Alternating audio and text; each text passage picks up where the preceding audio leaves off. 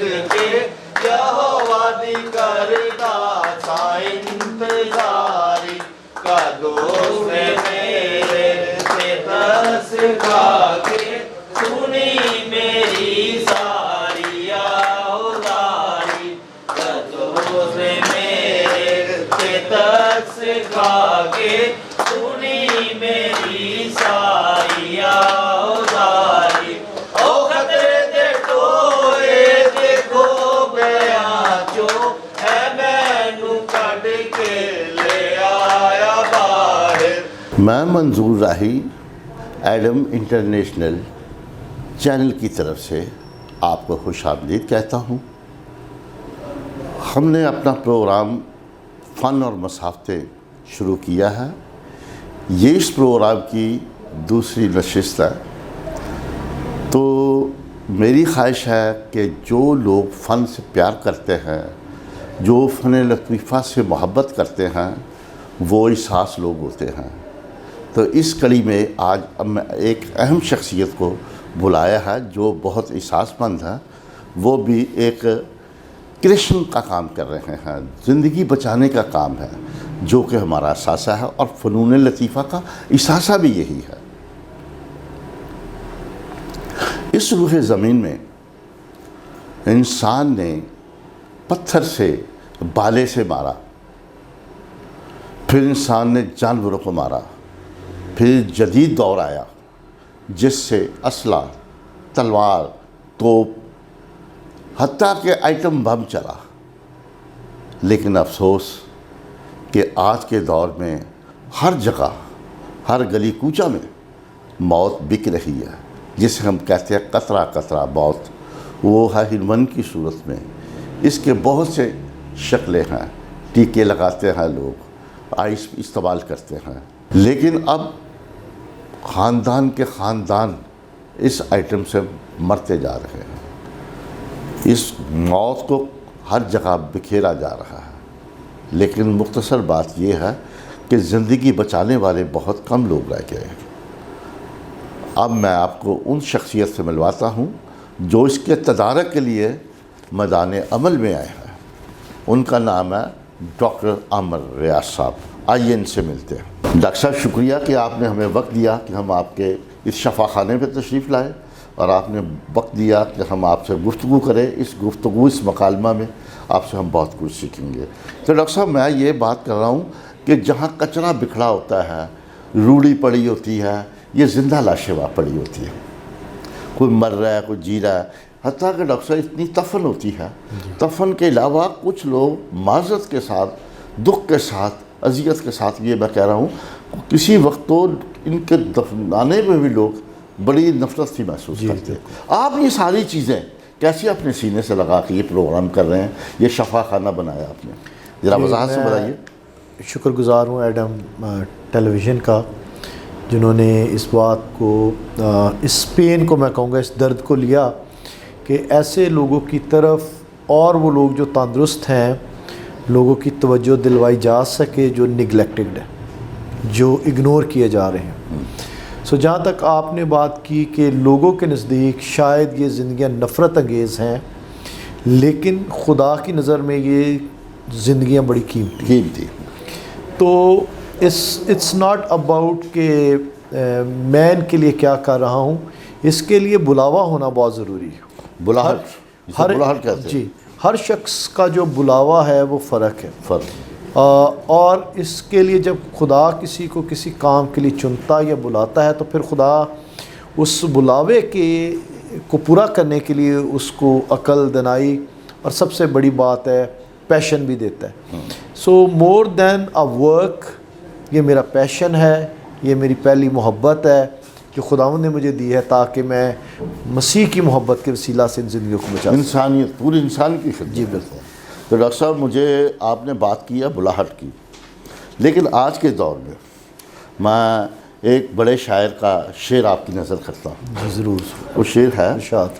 انسان کو گھیر کے، اسی توسط سے، اسی تناظر میں جی جو آج ہم پروگرام کر رہے ہیں، انسان کو گھیر کے انسان نے مارا، کبھی دربان نے مارا، کبھی سلطان نے مارا. फेज़ 1 में हम लोग सिर्फ नौजवान बच्चों को इकट्ठा करके उनकी काउंसलिंग करते थे। अच्छा। फेज़ 2 में फिर खुदा ने मुमकिन किया कि हम ड्रग रिहैब सेंटर बना सके जहाँ पर आज आप हैं। सो 2010 से हम लोग रेगुलर इस काम को कर रहे हैं। तो अगर नंबर की बात करें, हज़ारों बच्चे जो हैं वो इस रिकवरी प्रोग्राम में से होकर गुज़रे हैं।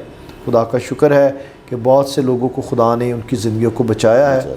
और ना सिर्फ ये एक इंडिविजुअल की ज़िंदगी है, एक इंडिविजुअल, एक फ़र्द वाहिद के साथ जो है बहुत सी ज़िंदगियाँ जुड़ी होती हैं। और एक फ़र्द वाहिद की तबाही का मतलब है कि पूरे ख़ानदान की तबाही और बर्बादी। जो लेटेस्ट सर्च है उसके मुताबिक हर तीसरे घर में एक नशा करने वाला बुझा कह रहे हैं। तो इसका मतलब है आपकी जो मेजॉरिटी है पूरी कौम की, वो तो नशे की तरफ चली गई है। तो फिर आप अपने मुल्क और अपनी कौम, फिर मैं मसीह कौम की भी बात करूँगा इसी तरह से, आप किस तरह देखते हैं कि हम जो है एक हेल्दी और एक तरक्की याफ्ता मुल्क या एक पाकिस्तान में बाशऊर मसीही जो है कौम के तौर पर सामने आ सकते हैं। ब्लेम करना आसान है कि हमें अपॉर्चुनिटी नहीं मिलती, हमें मौके नहीं दिए जाते, लेकिन उसके साथ साथ हमें ये भी देखना चाहिए कि हमारी पेशतर नौजवान नस्ल जो है वो उन्होंने अपनी एजुकेशन, उन्होंने अपनी ट्रेनिंग्स, उन्होंने अपना बहुत कुछ दाव पर लगा दिया और फिर ब्लेम करते हैं कि लोगों ने हमें मौका नहीं दिया। और इसको मैं बिब्लिकली कोड करना चाहता हूँ बजा, आपके नाजरीन डेफिनेटली ये सब नाज़रीन के लिए हर कौम से इंटरव्यू। तो जो खुदा ने मुझे तजर्बा दिया मिस्र के अंदर, जब कौम बनी इसराइल ग़ुलामी की हालत में थे, तो एक फरमान जारी हुआ फ़िरौन की तरफ से कि इसराइल के हर पैदा होने वाले लड़के को कत्ल कर दिया जाए, मार दिया जाए।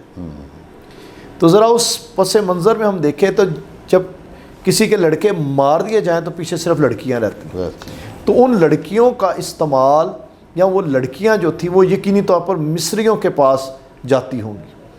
तो मैं आज जो देखता हूं कि मैं मसीह कौम की ख़ास तौर पर बात करूंगा, आपने जो पस मंज़र की बात की है ना, मुझे ऐसे लगता है कि ये जो स्पिरिट ऑफ फ़िरौन है वो आज भी कहीं ना कहीं काम कर रही है। और मसीह आबादियों के अंदर ड्रग्स की बढ़ता हुआ नंबर और मसीह नौजवानों का तेज़ी से ड्रग्स की तरफ आना, हालांकि पूरा मुल्क इसकी लपेट में है। ये नहीं मैं कहता कि सिर्फ मसीही हैं, लेकिन मैं अपनी कौम की बात करना चाहता हूँ कि कोई ना कोई ऐसा हाथ पीछे है जो अटेंशली नौजवानों को नशे की तरफ लाया जा रहा है, ताकि मसीही कौम जो है वो बर्बादी की राह पर रहे, नौजवान हलाक हो जाएं, और फिर जो है बहुत से और जो है इसके रिज़ल्ट्स जो हैं वो सामने आएंगे और आ भी रहे हैं। डॉक्टर साहब, अभी आपने बात की कि कुछ लोग ऐसे हैं जी, तो जो ये फैला रहे हैं। आपने मिस्र के हवाले से तारीख़ी हवाला, बिब्लिकल हवाला भी दिया, लेकिन कुछ माहौल का मसला है जहाँ इंसान एहसास कमतरी का शिकार होता है ना, कुछ एहसास महरूमी में जाते हैं, कुछ गुर्बत की रेशो भी बहुत ज़्यादा है। इस वजूहात की बिना पे भी मैं कुछ, मेरी अपनी छोटी सी रिसर्च है, शायद मैं गलत हूँ, ये माहौल, ये रिसर्च, ये घर का माहौल और कोई गुर्बत का, ये सारे चीज़ों का जो नासर बन के एक मुरक्कब बनता ना, ये भी इंसान को नशे की तरफ ले। हाँ जी, अब देखना हमारे पास तो ये इसके बारे में थोड़ा सा हमारे पास लिविंग स्टोरीज़ हैं, और जो लिविंग स्टोरीज़ 2010 से लेकर 2025 तक हज़ारों बच्चों की हमने रिकॉर्ड की हैं।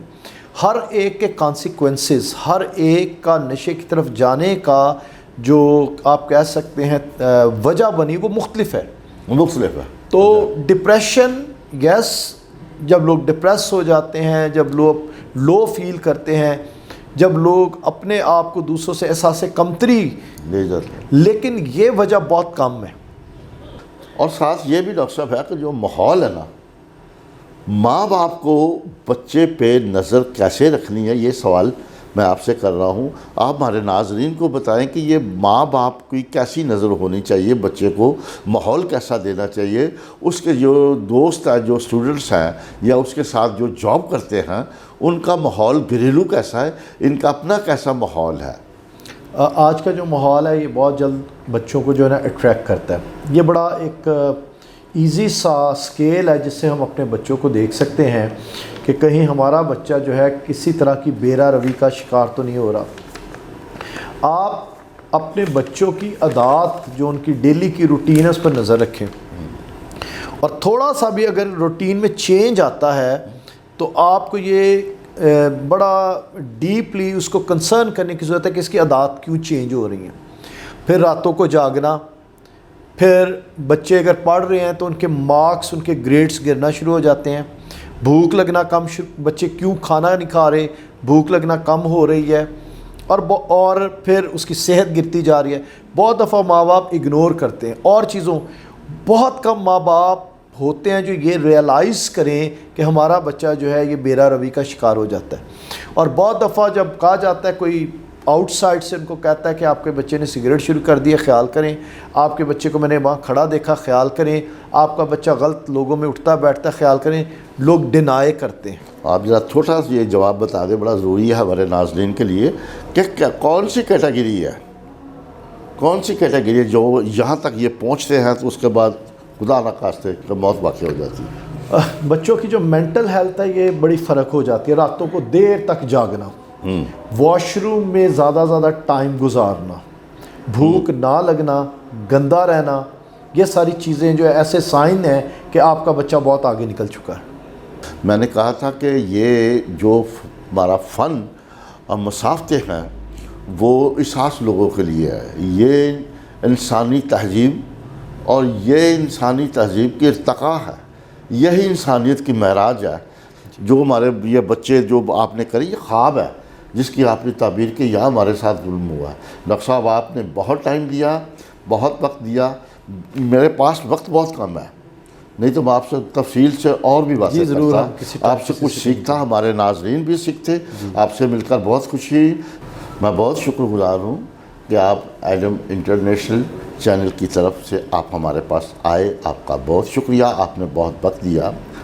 میں اپنی طرف سے، تمام ہمارے سٹاف کی طرف سے آپ کے یہاں آنے کا بھی میں شکر گزار کرتا ہوں، آپ کے وقت کا بھی شکر گزار کرتا ہوں، آپ نے بہت قیمتی ٹائم دیا، میں آپ کا بہت مشکور ہوں۔ تھینک یو ویری مچ، شکریہ۔